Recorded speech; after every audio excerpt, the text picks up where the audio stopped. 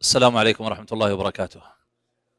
بسم الله الرحمن الرحيم. الحمد لله رب العالمين، والعاقبة للمتقين، ولا عدوان إلا على الظالمين، وأشهد أن لا إله إلا الله وحده لا شريك له ولي الصالحين، وأشهد أن محمدا عبد الله ورسوله الأمين، أرسله الله بالحق بشيرا ونذيرا وداعيا إلى الله بإذنه وسراجا منيرا، أخرجنا الله به من الضلالة وأنقذنا به من الغواية، وما مات صلى الله عليه وسلم وطائر يطير بجناحيه في السماء إلا وأعطانا منه خبرا، فاللهم صل عليه وعلى آله وأصحابه وزوجاته وذريته والتابعين ومن تبعهم بإحسان إلى يوم الدين، وسلم اللهم تسليما كثيرا.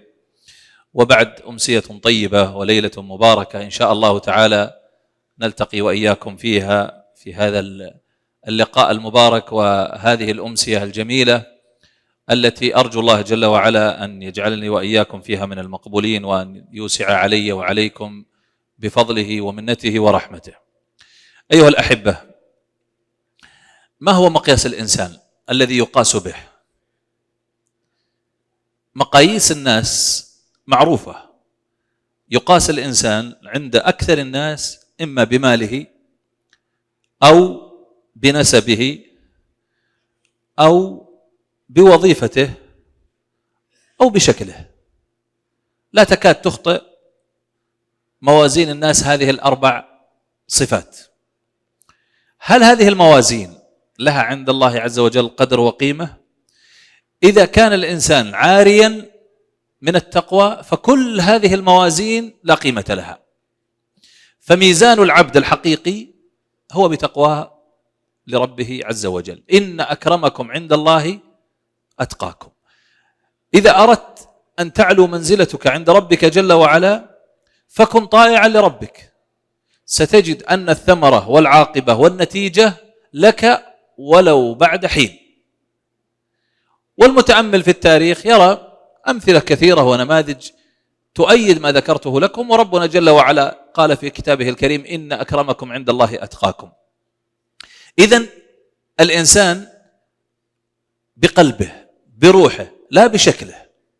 ولهذا فالعاقل هو من يسعى إلى معالجة الروح، إلى تجميل الروح، تحسينها.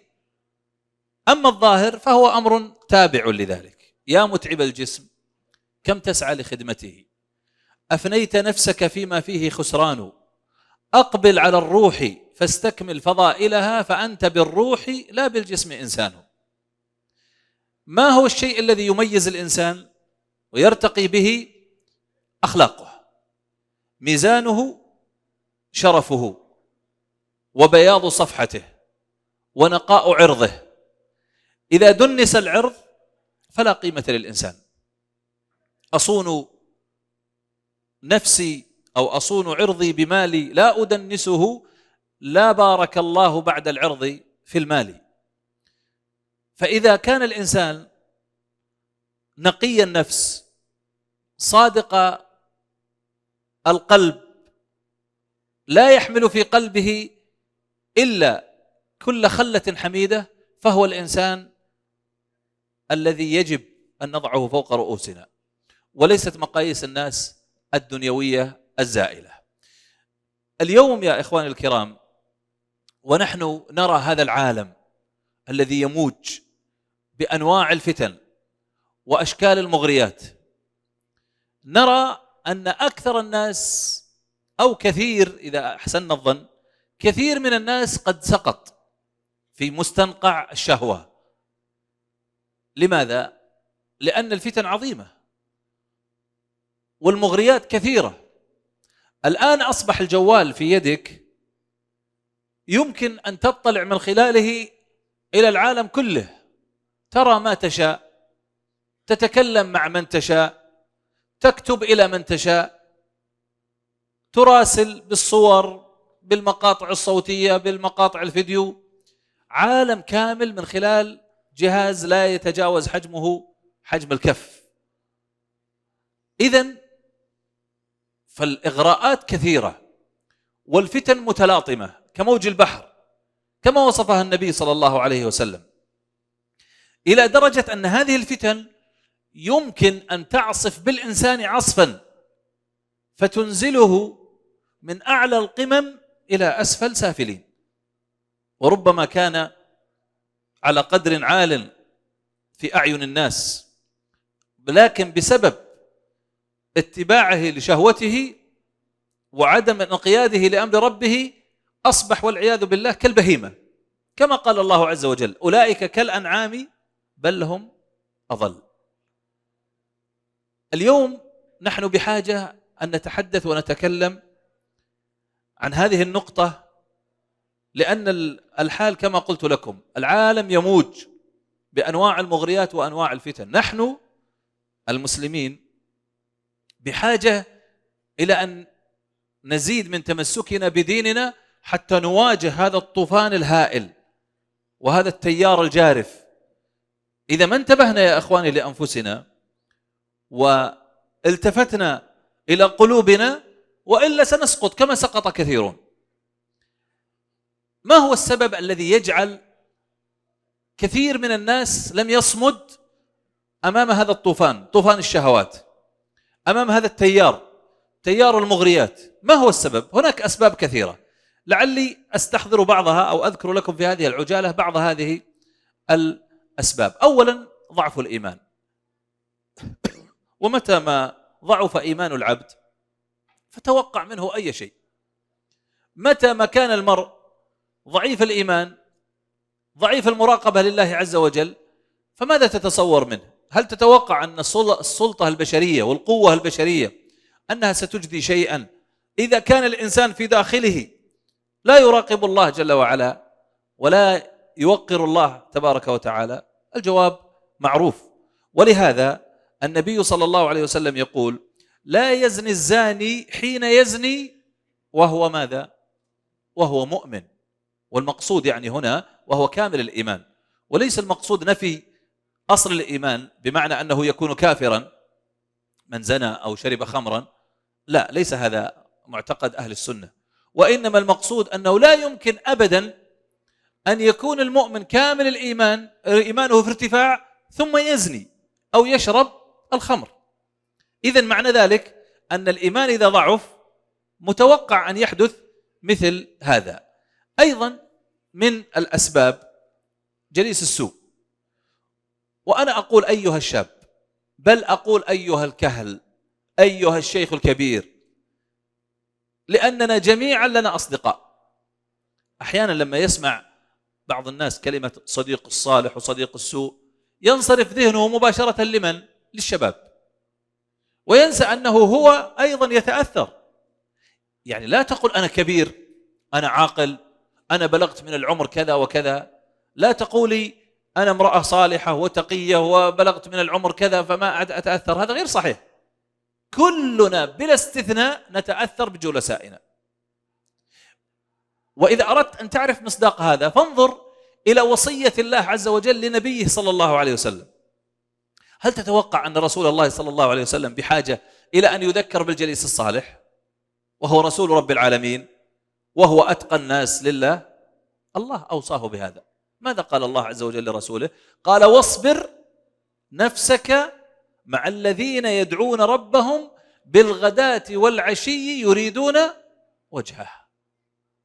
وحذره أيضا في المقابل من أهل السوء وقرناء السوء. سبحان الله، رسول الله يقال له لا تكن مع أهل السوء، لا تجلس مع أصدقاء السوء. نعم، ما في فرق، الجميع محتاج لهذه النصيحة. ولا تعد عيناك عنهم تريد زينة الحياة الدنيا ولا تطع من أغفلنا قلبه عن ذكرنا واتبع هواه وكان أمره فرطا.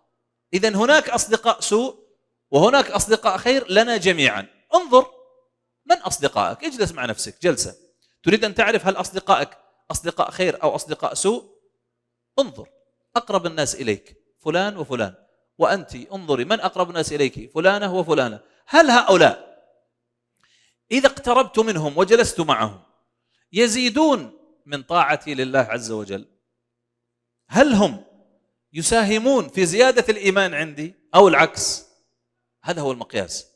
لذلك ممكن يكون صديق سوء وهو من أقرب الناس إليك نسبا، وقد يكون صديق صالح وهو من أبعد الناس عنك نسبا.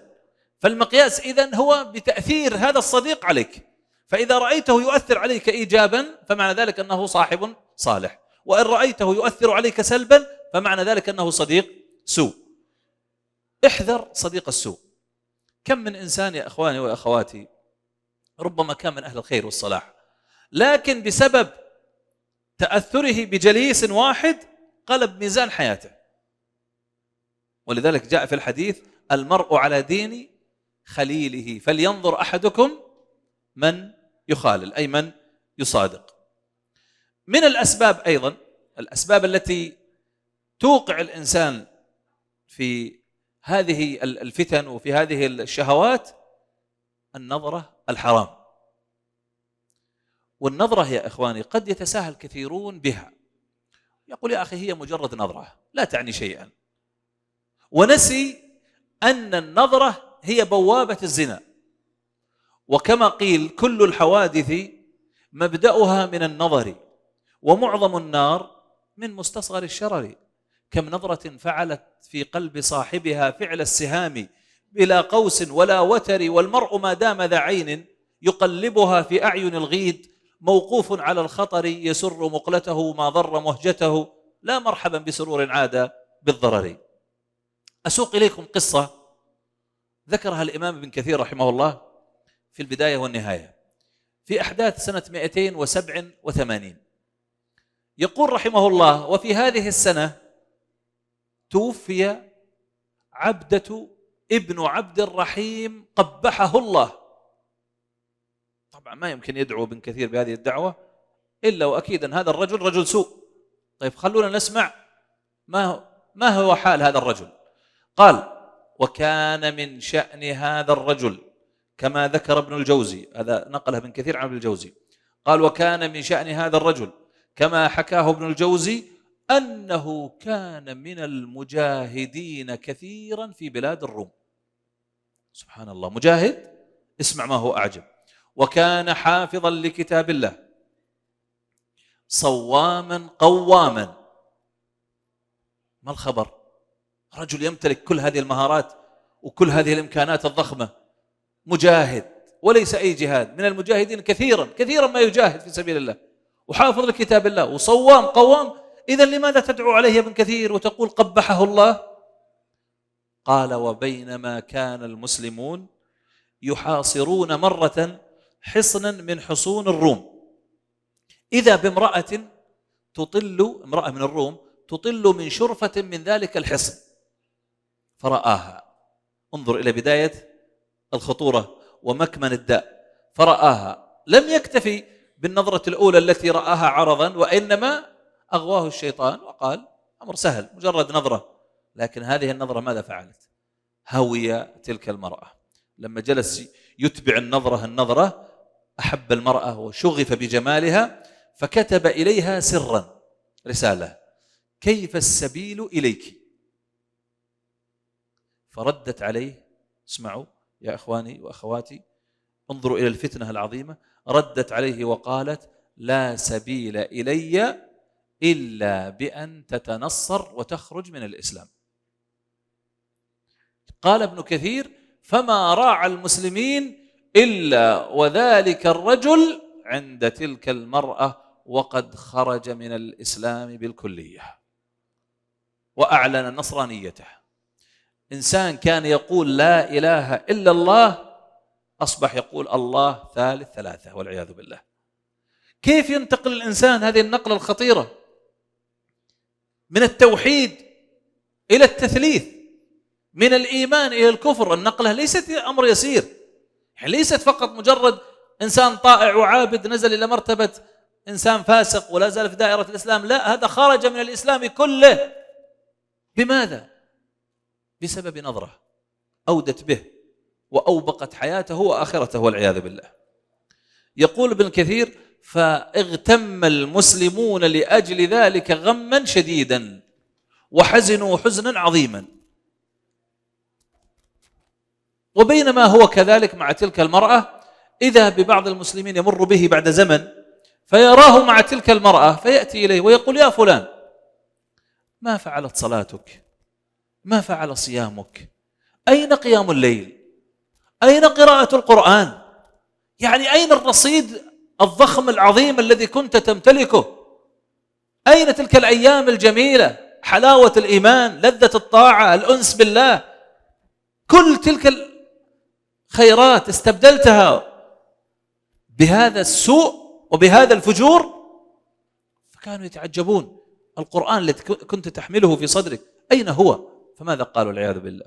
قال اعلم يا هذا أني قد أنسيت القرآن كله ولم يبق في صدري منه شيء إلا قوله ربما يود الذين كفروا لو كانوا مسلمين ذرهم يأكلوا ويتمتعوا ويلههم الأمل فسوف يعلمون.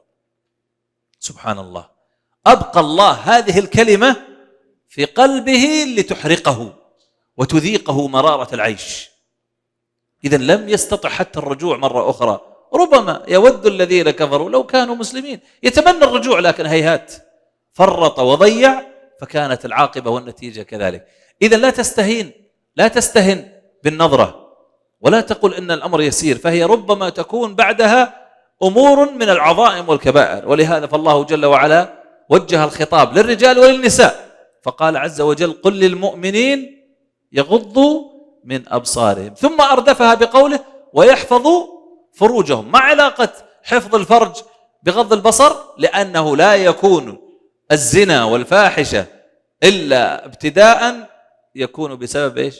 النظرة المحرمة. ثم قال بعدها في الآية التي بعدها وقل للمؤمنات يغضضن من أبصارهن ويحفظن فروجهن. وكنت متى أرسلت طرفك رائدا لقلبك يوما أتعبتك المناظر، رأيت الذي لا كله أنت قادر عليه ولا عن بعضه أنت صابر. جاء في حديث قدسي في سنده مقال كما ذكر ذلك الإمام الذهبي رحمه الله، يقول الله عز وجل النظرة سهم مسموم من سهام إبليس، من تركها مخافتي أبدلته حلاوة يجدها في قلبه.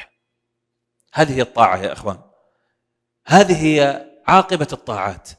الطاعة قد تجد فيها شيء من المشقة، تقوم تصلي فتتعب، لكن هذا التعب أولا ممزوج بحلاوة هذه الطاعة، ثم ثانيا أن هذه الطاعة بعد انتهائها تشعر بلذتها وتستمر معك أياما وربما سنوات طويلة. كلما تذكرت أنك أطعت الله أحسست بانشراح في صدرك وأحسست بطمأنينة، على عكس المعصية. فالمعصية قد يجد الإنسان فيها لذة أثناء معاقرتها وأثناء مواقعتها، لكن ما الذي يحصل بعد ذلك؟ الذي يحصل هموم وأحزان وكدر، ويا ليت أن الأمر ينتهي عند هذا. لكن هناك شيء أعظم، هناك عذاب النار، هناك الآخرة. كل اللذائذ تنقضي وتنتهي، تفنى اللذائذ ممن نال صفوتها من الحرام، ويبقى الإثم والعار، تبقى عواقب سوء من مغبتها، لا خير في لذة من بعدها النار. فهذا فرق كبير بين الطاعة وبين المعصية. من الأسباب أيضا التي توقع الإنسان في هذه الفواحش وينغمس في بحارها الفراغ والوحدة، وهذا عند الشباب على وجه الخصوص. لما ما يكون هناك شيء يشغله يسلم قلبه وعقله للشيطان، فيبدأ في الخيالات والتفكير وتصور المناظر. أحيانا قد يختلق له الشيطان في مخيلته قصة كاملة، مسلسل من الفاحشة، يصورها له ويضع هذا الإنسان في وسطها، وهو يقول هي مجرد أفكار، أنا ما فعلت شيء، مجرد تفكير. هل الله يلومني على التفكير؟ نقول لا، ليس اللوم على التفكير، المشكلة أن هذا التفكير سوف تكون له عاقبة سيئة.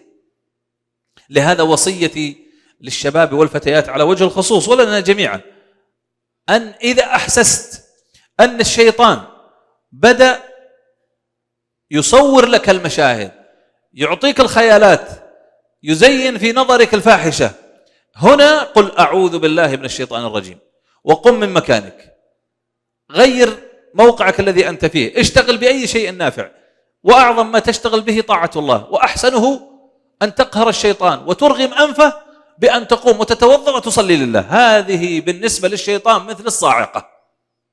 ليه؟ لأن الشيطان كان يتوقع منك أن تعصي الله، فإذا بك تعاقبه وترغم أنفه بطاعة الله عز وجل. لهذا مرة أخرى الشيطان سيكون كيده أضعف، وكلما جاهدت شيطانك وعاقبته بالطاعة ستجد أن أثره ضعيف جدا عليك. لهذا نرى ونسمع من قصص الصالحين أمور يكاد الإنسان يذهل منها، وربما يقول هذه أسطورة. عبد الله بن حذافة السهمي مثلا رحمه الله ورضي الله عنه، لما أسره الروم هو وبعض المسلمين في إحدى الغزوات وأرادوا أن يفتنوه عن دينه، حاولوا معه بشتى الوسائل، طرحوا عليه كل وسيلة وكل إغراء لأجل أن يفتنوه عن دينه، فوجدوا رجلا مثل الجبال الرواسي لا يتزلزل ولا يتغير. سجنوه ثم تشاوروا في أمره، ما الذي يمكن أن نصد هذا الرجل، لأنه كان كبير أصحابه، فإذا أسقطوا هذا الكبير أغروه جعلوه يرتد عن دينه كان ذلك يفت في عضد البقية. فتشاوروا فيما بينهم كيف نستطيع أن نغوي هذا الرجل، أن نجعله يرتد عن دينه ينصرف عنه. قالوا ندخل عليهم أجمل نسائنا في سجنه وخلوته لن يحتمل وسوف يسقط أمام هذه المرأة.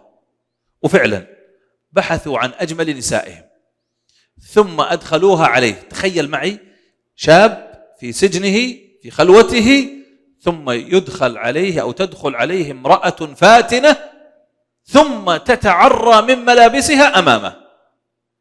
قمة الإغراء وقمة الإغواء. فما الذي حصل؟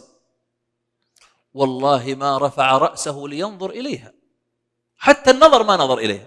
لما علم أنها امرأة أطرق برأسه، تكلمه تحاول أن تغويه، ما وجدت لذلك سبيلا.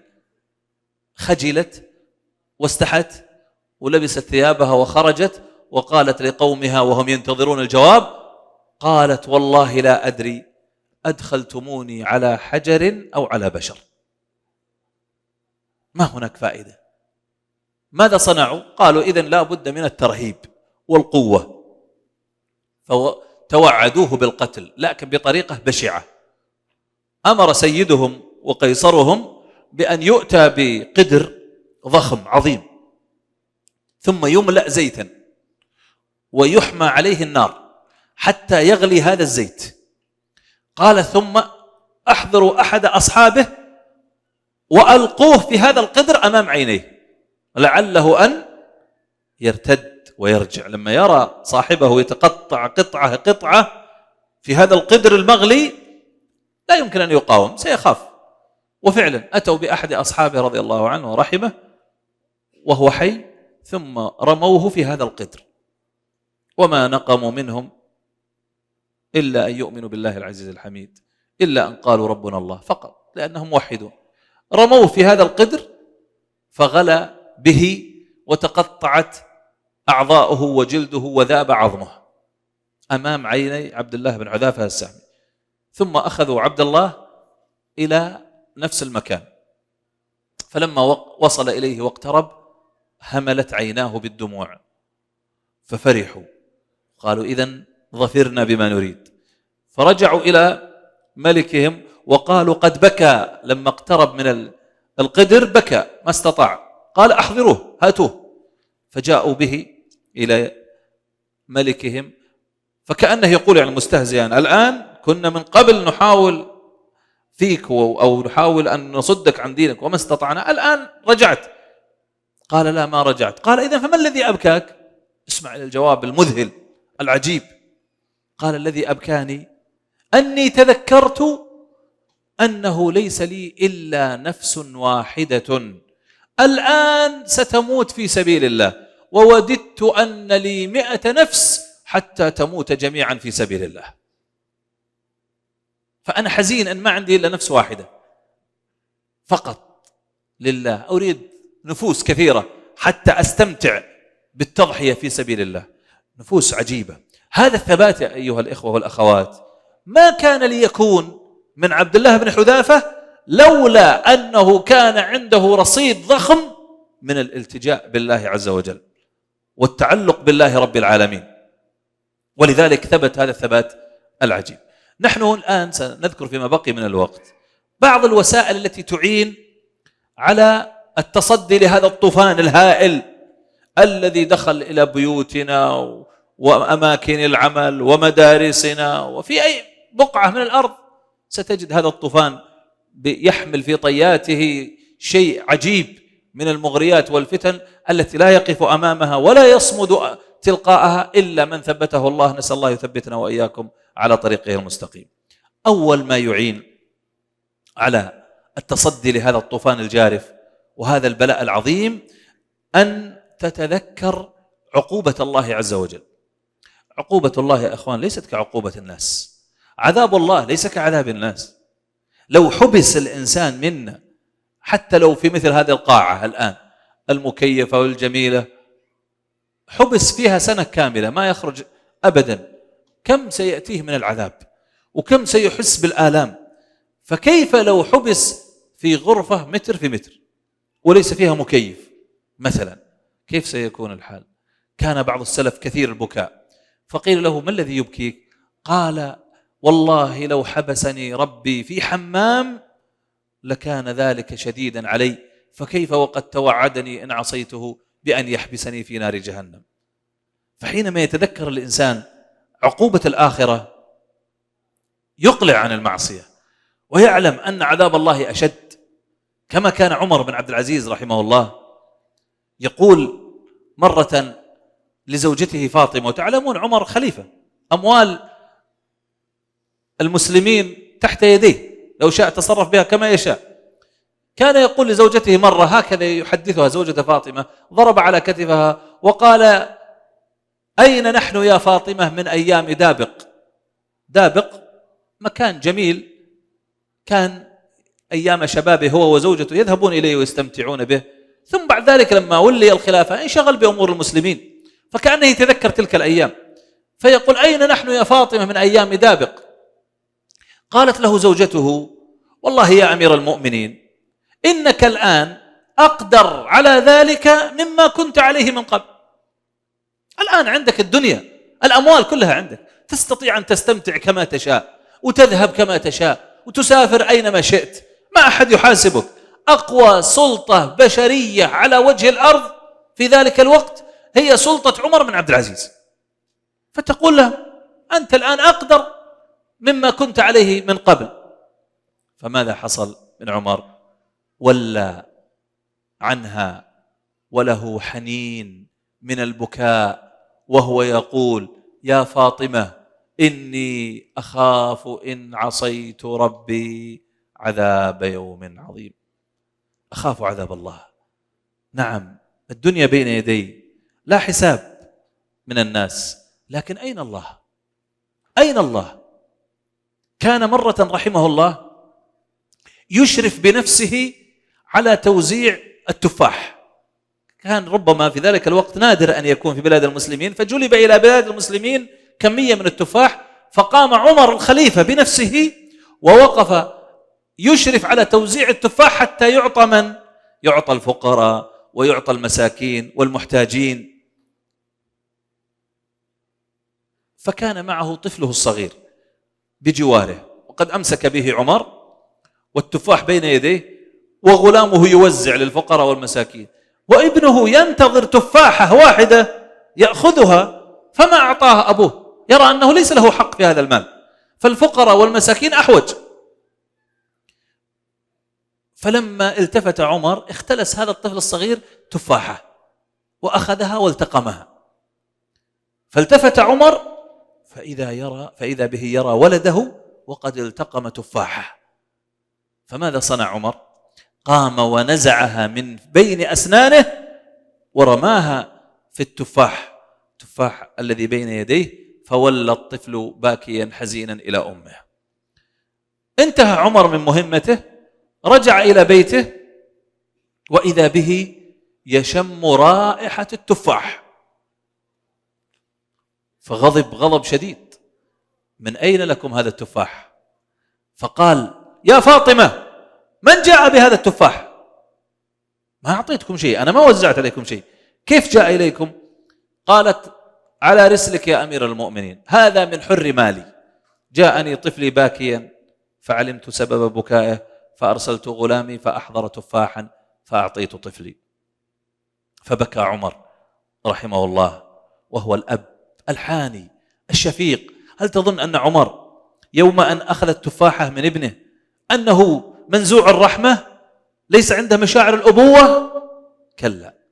إذا ما الذي دفعك يا عمر؟ قال رحمه الله: والله يا فاطمة لكأنني وأنا أنتزع التفاحة من فم ولدي كأنني أنتزع قلبي من بين أضلعي، ولكن يا فاطمة ما أردت أن أضيع ديني من أجل تفاحة من تفاح المسلمين. هذا الخوف في قلب عمر رضي الله عنه ورحمه هو الذي كان يدفعه عن كل أمر يخشى من عواقبه. إذا تزينت لك الفاحشة وأحسست بأن نفسك قد تاقت إليها، فتذكر عقوبتها في الآخرة. وما هي عقوبتها في الآخرة؟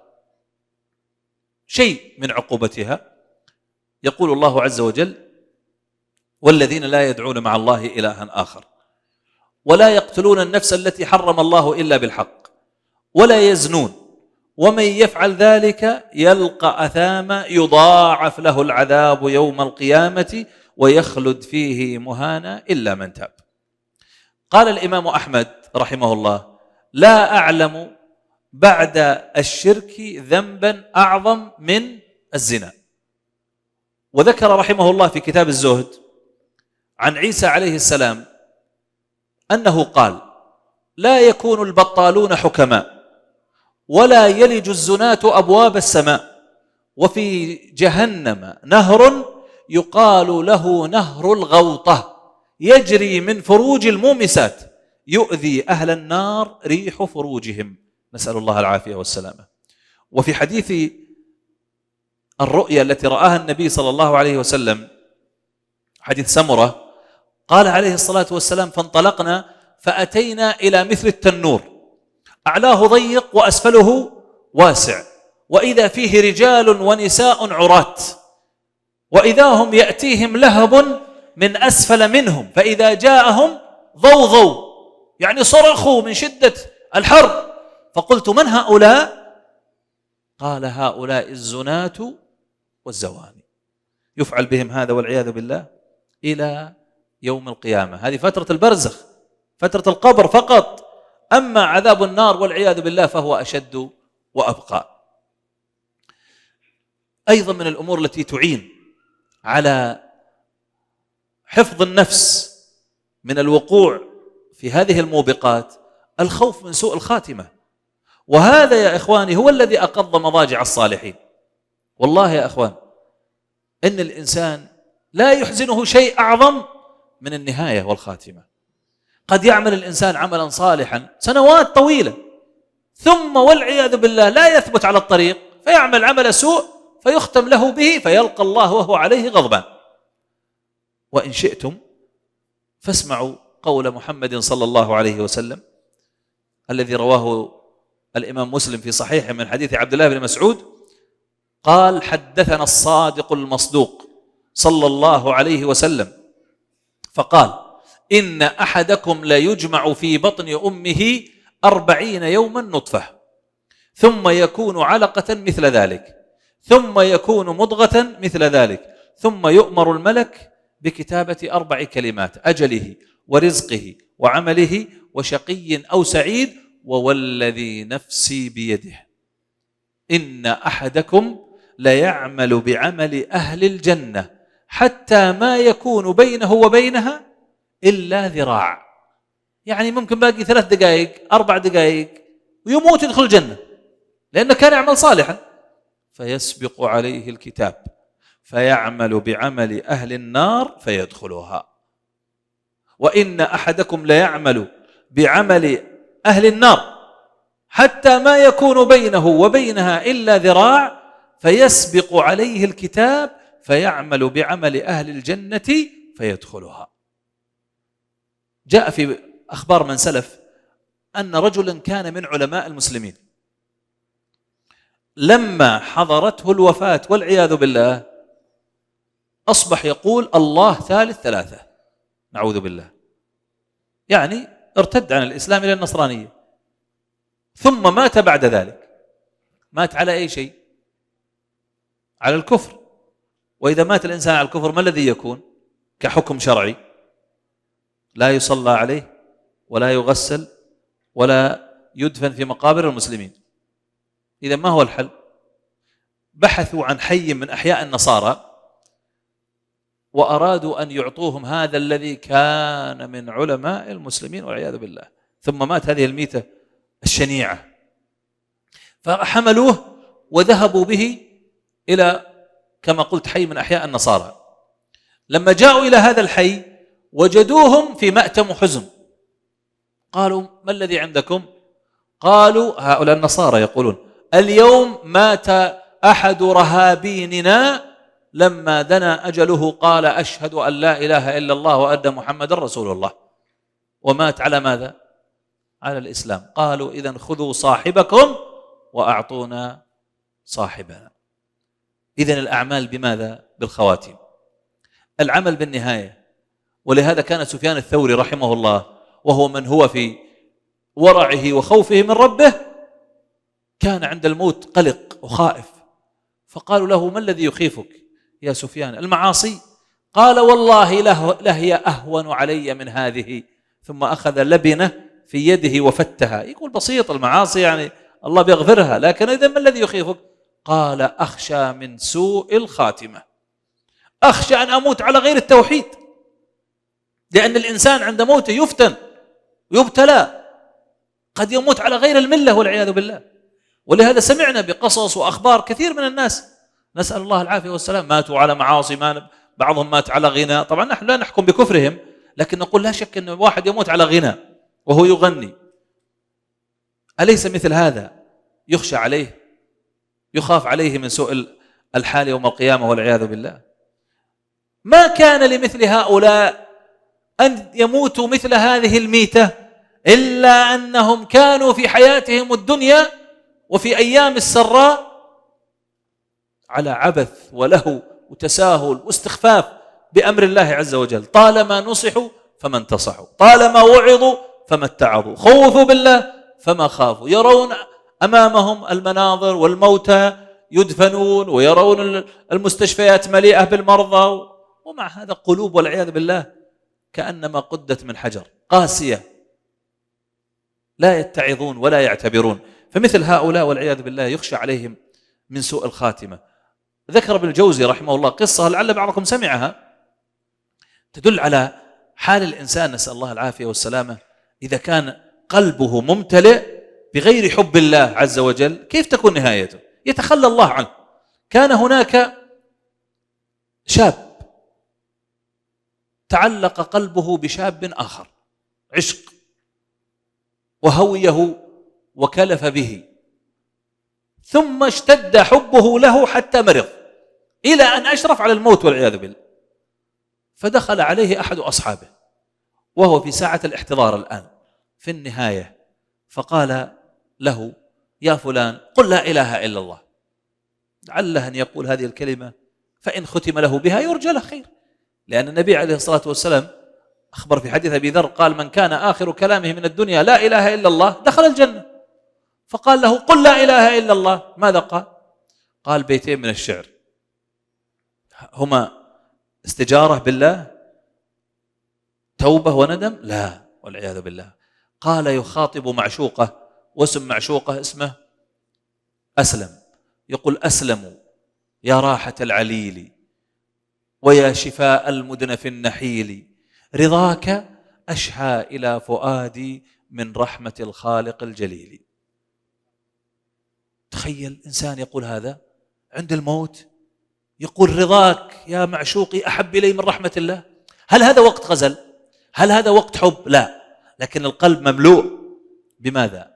مملوء بغير حب الله، فوكله الله إلى نفسه والعياذ بالله، فخرج ما في القلب ترجمانه على اللسان، فقال هذه الكلمة التي تقشعر لها الأبدان.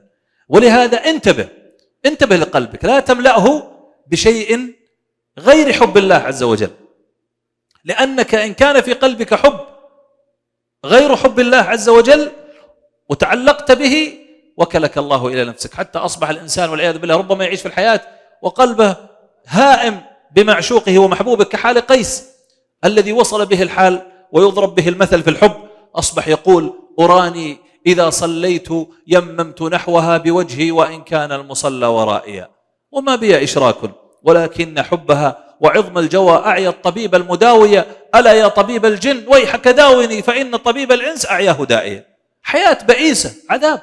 وآخر يقول معاصر بلغ الحب في قلبه مبلغ جعله والعياذ بالله يقول كلمات كفر، يقول يتغزل في محبوبته، وسامحوني في مثل هذا الكلام، لكن انظروا كيف تصل حال بعض الناس والعياذ بالله، يقول وربي شعرك الأسود وفي عينيك قرآني، ألم تعلم حبيب العمر أن الحب إيماني، إلها كنت أعبده واسما لي وعنواني. هل يتوقع مسلم يقول مثل هذا الكلام إلا لأن قلبه منشغل بغير الله عز وجل؟ فاحذروا يا أيها الإخوة والأخوات، انتبهوا أن يكون في القلب شيء أعظم من حب الله، والذين آمنوا أشد حبا لله. فراقب قلبك وانتبه، واعلم أن العاقبة إذا كانت بهذه الحالة التي ذكرنا ستكون وخيمة، إلا أن يتداركك الله برحمته. وأخيرا أيها الأحبة، فإن ما ينتظره العبد المؤمن الحافظ لفرجه الحافظ لنفسه من الحرام من النعيم عند الله عز وجل خير من الدنيا وما فيها. قال صلى الله عليه وسلم: إذا دخل المسلم الجنة استقبلته زوجته من الحور العين، استقبلته بالمعانقة والمصافحة، فبأي بنان ستعاطيه؟ لو أن بعض بنانها بدا لأضاء له المشرق والمغرب، ولنصيفها على رأسها خير من الدنيا وما فيها.